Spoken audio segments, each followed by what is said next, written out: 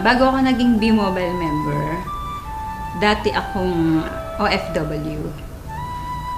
Caregiver ako sa Israel ng almost 8 years. Pero bago pa ako napunta ng Israel, pumunta rin ako sa ibang bansa, sa ibang lugar. So nagtrabaho ako sa Korea, nagtrabaho ako sa Saudi. So ang trabaho ko doon, syempre mag-alaga ng matanda. Sana nanay ko yung inaalagaan ko, kasama ko, pero ibang lahi o ibang tao.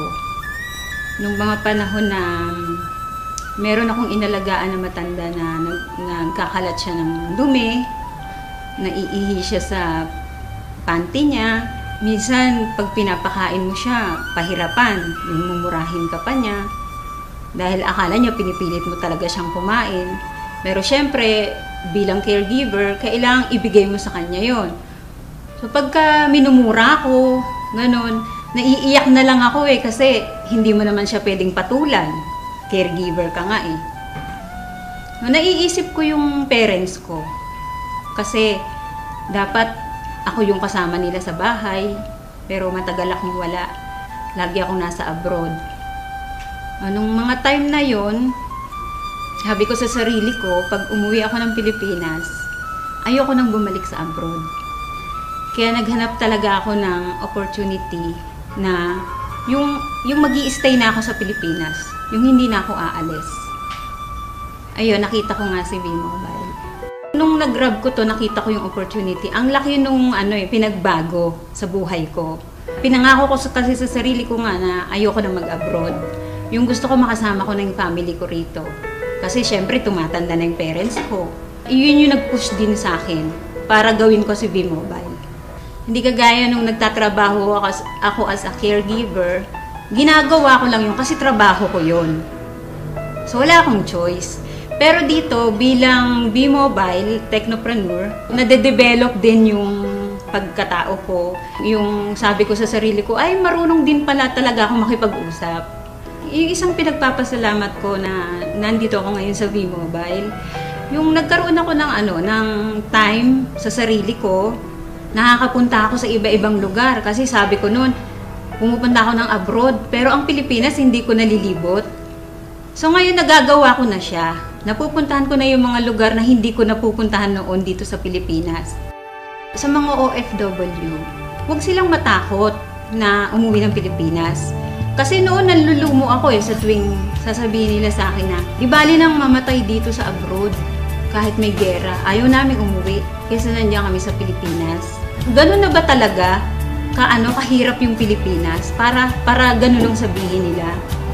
Tapos yung kahit na malayo sila sa mga anak nila, sa pamilya nila, basta ang mindset nila, ang nasa isip nila, sa abroad lang nila mararanasan na magkaroon ng pera, na maibigay sa pamilya yung pangarap na gusto nila. Hindi ka palaging malakas. Hindi ka palaging may trabaho dyan. Darating ang panahon, uuwi ka rin ng Pilipinas. So, ang sabi ko, kung gagawin nyo si B-Mobile, pag uwi nyo ng Pilipinas, meron na kayong ipon, meron na rin kayong gagawin. Sabi ng kuya ko sa akin, nung niyayaya ko siya, sabi niya sa akin, wag mo na nga akong isali sa ganyang kalokohan, sabi niya. Sabi ko, hindi naman kalokohan si B-Mobile, kasi negosyo nga yan eh. Pinapakita ko nga sa'yo na dito, maliit lang yung capital, tapos may malaking potential income, sabi ko sa kanya. So sabi niya sa akin, baka mamaya magpasali ka dyan ng mga tao, yun pala, scam yan. Sabi niya, di madadamay pa kami niyan. Pati ko niyayaya mo, madadamay din ako, sabi niya. So, syempre na-hurt ako kasi hindi ibang tao yung nagsabi sa akin eh. Kumbaga, kapatid ko siya eh. So, nung time na yon, sabi ko sa kanya, sabi ko sa sarili ko, hindi ako titigil sa B-Mobile. Hindi ako titigil hanggat hindi ka naniniwala sa akin, hanggat hindi ka sumasali sa akin, at hanggat di ko napapatunayan sa'yo na totoo si B-Mobile. So, good news, kasali na siya sa B-Mobile. Huwag kang titigil kung ano yung naumpisahan mo. Kasi, gusto mo bang bumalik uli sa abroad? Gusto mo ba uling magtrabaho sa abroad? Bumalik sa dati? Yun yung lagi kong tinatandaan. Kasi nga, di ba sabi ko sa'yo, natatakot ako na bumalik uli sa abroad.